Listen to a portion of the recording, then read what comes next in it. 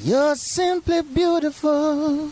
After all that I've seen, there's been a million in my life, but you're the wonder of my dream. Simply beautiful.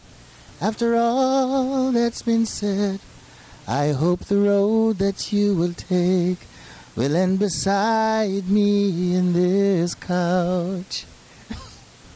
See, now he gets to sing another one because I asked him for Good Good Love.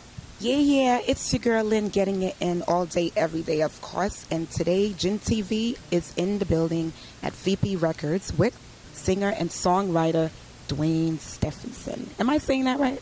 Duane Stevenson, but Stevenson is correct if you're German. See, we're already starting with the jokes already. That's what I'm talking about. All right, we'll start it again. Duane Stevenson. Welcome to Gin TV, Duane. How are you? I'm great, man. Great. Good company, good vibe, man. Good energy. You are from Augusttown, Jamaica. And, I'm not Jamaican, but based off of what I've been reading and seeing, the town, Augusttown definitely is, like, very controversial. Like, violence. I don't know how has that changed or if there's any difference with it right now. And how was it for you growing up? Well, for me, growing up, it was a great place to grow up. It's basically a working class community like many other communities that eventually ended up in some form of ruins, but it was a great place to grow up in terms of family oriented, and of course no child could be seen out of church on a Sunday morning. That's corporal punishment, man. But I guess over the years, through the insurgence of drugs in gangs and political lines, it deteriorated a bit, but for the most part it's still a hard-working community, which is why I advocate for Augusttown so much, because it is, it's not captivating to say that, well, this young woman, works so hard and then she's a teacher now, or someone becomes a lawyer, but it's much more interesting to the media to say that, well, the gunshots been firing down there and just done and it seems a little bit more captivating to them, but the unfortunate story is not like that. You dropped 3 albums. You came from, what was it? Let me see, Augusttown, was it? From Augusttown, Black and Gold, and then now your current one that you just recently dropped, what is it? Dangerously Roots. How can... You gotta come closer here. Come closer, I don't bite. Yeah, it's Dangerously Roots, The Journey from Augusttown. It's the 3rd album from me, and I think up to date is the one that I've pretty much been most hands-on with, and deliberate with everything that was put on this album, and even the process was a little bit, it took a little bit longer. It sent me back to do some serious research, but sometimes you have to take a step back in order to move forward. One song in particular, I actually saw the video for, well, I definitely love it. Love, like what you did with the remake of it with, was it Bunny Wailer, one of the cool, yes. And, like, you remade what basically got you to remake this song in particular? Because I think this song represented everything that I wanted this album to represent, I wanted to take people back to the days when, the dancehall was a cool place. Not before the genre of dancehall music, but the dancehall itself.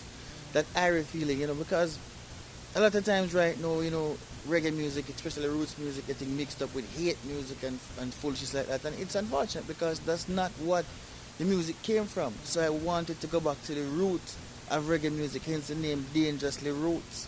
Because this is what it is when it takes us back to that airy vibe, that cool running feel, the back in the days when Third World and them man they sing out and people, I love it. Cool runnings, we all gonna rock till broad daylight, and it's a cool runnings.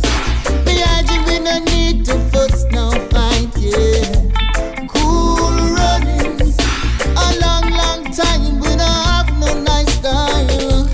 Cool runnings, let's rock to the rhythm and the drum and the bass line. Roots music is the music that really sells places like the Caribbean. You think of the palm trees, you think of the coconut, you think of an airy vibe, you think of that ultimate exhale. And that's what roots music is supposed to represent. That exhale, it's enlightening, it's enriching, it's empowering, and eventually it's ultimately entertaining. And that's what our music grew from.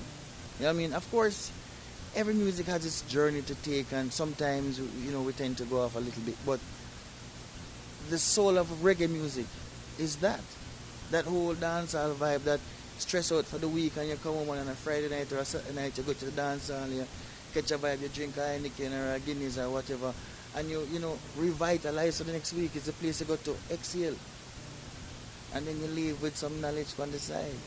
So why is it that it's more dance hall? We're hearing more dance hall on the radio and compared to roots, because why is it? Why is that happening?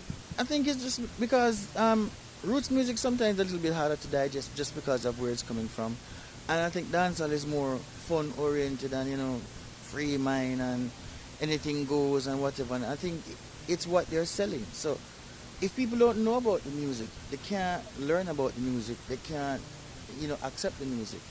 So this is what the media are pretty much, the corporations are selling now. You know what I mean? You don't know, so boy, you might be able to get a better orange juice than Sunkist orange juice because it's not advertising.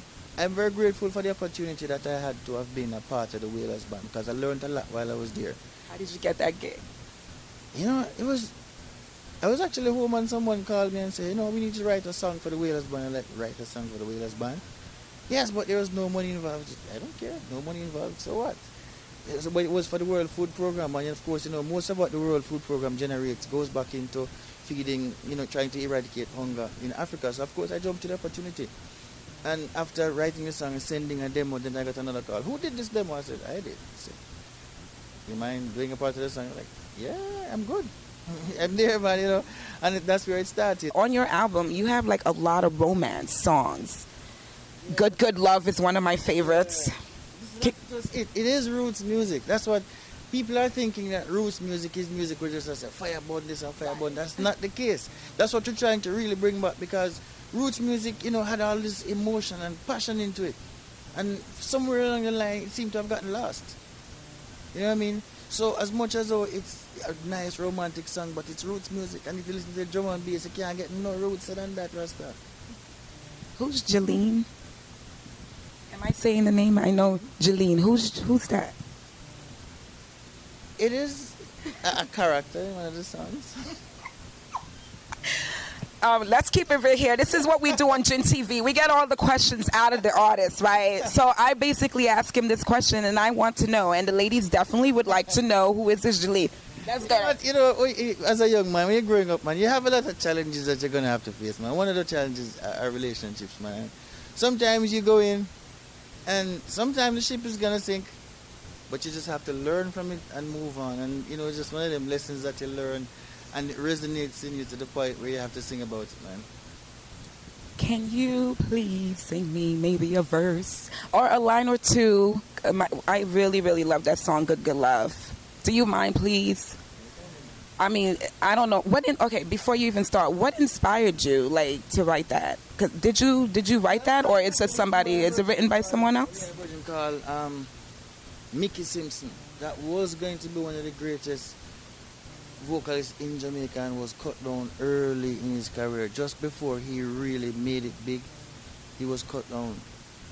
And that version of the song that I did was one that was pretty much lost. He recorded that song before, but the version that I did was only performed once in a original dancehall setting and Jack Ruby sound system, and that's where that song was performed, and that's how I learned that song.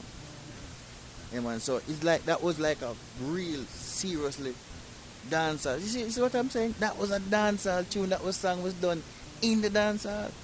And nowadays people think that this jump up thing and thing was a dancehall. I mean, of course dancehall has evolved now into a genre of music, but that was original dancehall. So all the hit songs were being played, and the thing where really keep people moving was played in the dancehall. I grew up on Bristol Road, right, which was, at that time, it was the home base for Silverhawk sound system, which was one of the first. I know about them. Silverhawk, you know what I mean? Yeah. So half the songs that I knew when I was going to school, my classmates, them don't know, unless them live on Bristol Road, them don't know them, because them songs don't play on radio. It's dancehall tune. And the reason it was called dancehall tune is because it wasn't, some of those things were not allowed to be played on radio. It's not because it was, even provocative or anything, but at that time, if it's not R&B and them kind of things, it didn't play on Jamaican radio. This is why dancehall started, so people could, Jamaican music would have a place to exist. So that's what dancehall was basically about, you know what I mean? It's a musical place. Which artists now, let's just say as far as dancehall, which artists now that you really see yourself love or listening to, that you can relate to, that's out here right now? Well, I listen to everybody, I listen to from Chronix, Kabaka, Pyramid, I'm a big fan of people like Agent Sasko. I'm a DJ to a beat because if brother's different, man, you know what I mean? But I'm a fan of Junior Gang and all them guys and everything that him do, so I in tune with the music because I love music, you know what I mean? So unless you're talking about certain things, once it start jump ship to me and start talking about certain things, degrade women and them thing there, I know my speed that, it worked for some people, but definitely not me, so I don't Facts. You know what I mean? But that's not my style. So as long as it's good up full music, we don't care what the beat upon it, man. We tune in, man. You're still not getting away with it. Don't think I forgot about that line. We're not going to do that. We are not going to do that, And I still want to find out who this Jolene is. If I have to dig it out, I'm definitely going to have to find out. But who would you say most influenced you in this music industry? I think one of the major persons is Jimmy Cliff. One, because he's a universal singer. I've always respected him as the best vocalist coming out of Jamaica.